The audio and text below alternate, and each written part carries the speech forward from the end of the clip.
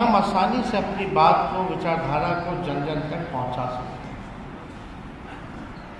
यहाँ बैठे कई नेता हैं, कई लोगों ने हमारे पिता आदरणीय लालू जी के साथ कंधे से कंधे मिलाकर के काम किए। कई नौजवान लोग हैं जो हमारे साथ काम कर रहे हैं। ये लड़ाई जो है आसान नहीं है, जो लड़ाई हम लोग लड़ रहे हैं। इस लड़ाई में सब लोगों का सहयोग चाहिए और एकता होनी चाहिए। जब सब लोगों का सहयोग मिलेगा, सब लोग एक रहेंगे, तो कोई माई का लाल नहीं आपको हरा सकता है। आप फतेह जरूर जीतिएगा जरूर। आदरणीय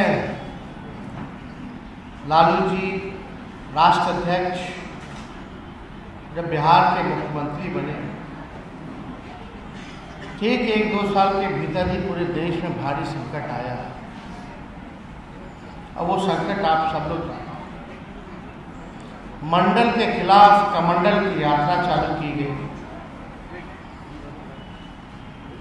और पूरे देश में अशांति का, भय का, नफरत का, हिंसा का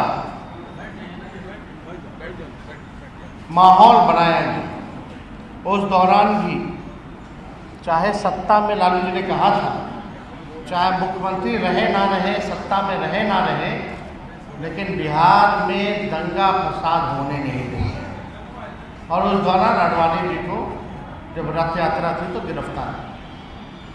जब लालू जी मुख्यमंत्री बने, आजकल बहुत लोगों को पता नहीं होगा, मालूम नहीं होगा, जहन में नहीं होगा, हम तो बहुत छोटे थे, लेकिन जब हमको जानकारी में आए, जाने, तो हमको उचित लगता है कि नई पीढ़ी के लोगों को भी ये बताया जाए। पहली बार देश में, मुल्क में अगर अल्पसंख्यक आयोग का अगर कहीं गठन हुआ था पूरे देश में किसी भी राज्य में, तो वो लालू जी ने सबसे पहले कराया। सिर्फ आयोग ही नहीं, अल्पसंख्यक कल्याण मंत्रालय सबसे पहली बार बिहार में बनाई गई थी, लालू जी के नेतृत्व में बनाई गई थी। तब पूरे देश भर में, केंद्र में इस चीज को लागू किया हो या कहीं भी दंगा फसाद हो जाता था तो डीएम बाद में पहुंचते थे, यहाँ से हेलीकॉप्टर लेकर के उस जगह मुख्यमंत्री पहुंच जाया करते थे और माहौल को अपने हाथ में लेते थे, कंट्रोल। तो ये दौर भी लोगों ने देखा है, जो पूर्व में हमारे पिता के साथ जो लोग रहे हैं, जो अभी भी हैं, वो इस चीज़ को जानते हैं कि क्या माहौल है। अब 2014 से आप देखिएगा, जब से एनडीए की सरकार बनी है, तब से लगातार देश में नफरत फैलाया जा रहा है, खास तौर पे मुसलमानों के प्रति, ईसाइयों के प्रति, सिखों के प्रति नफरत फैलाया। किसान अगर आंदोलन करते हैं तो उनको खालिस्तानी बोल दिया जाता है। जो पंजाब के लोग, ये खालिस्तान। मुसलमान भाई अपने अधिकार के लिए लड़ते हैं तो उनको आतंकवादी बता दिया जाता है, देश से भगाने की बात कर दी जाती है। इसी प्रकार से क्रिश्चियन समूह के लोगों के साथ भी होता है।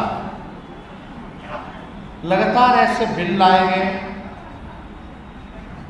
चाहे ट्रिपल तलाक हो, चाहे आपका सीए हो, एनआरसी हो, धारा 370 हो,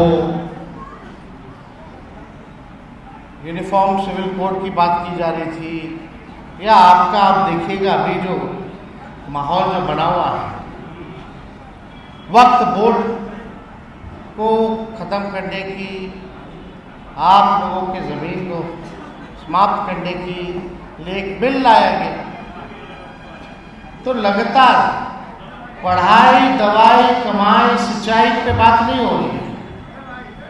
ये जो एनडीए की सरकार है, केवल नफरत वाले जो बिल हैं, जो गैर संवैधानिक जो बिल हैं, वो लाने का काम कर रही है। लेकिन हमारे दल ने, चाहे कोई भी परिस्थिति रही हो, कोई भी हमारे दल की संख्या रही हो,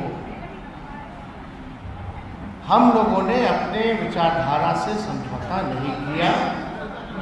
इन सारे गैर संवैधानिक बिलों का हम लोगों ने विरोध किया। और ये जब वक्फ बोर्ड का जब बिल लाया जा रहा था, तभी राष्ट्र अध्यक्ष लालू जी ने, हम लोगों ने साफ तौर पे अपने सांसदों को कह दिया कि भाई जितने हमारे सांसद हैं कि किसी भी कीमत पे ये बिल जो है पास नहीं होना चाहिए, आप संसद में लड़िए।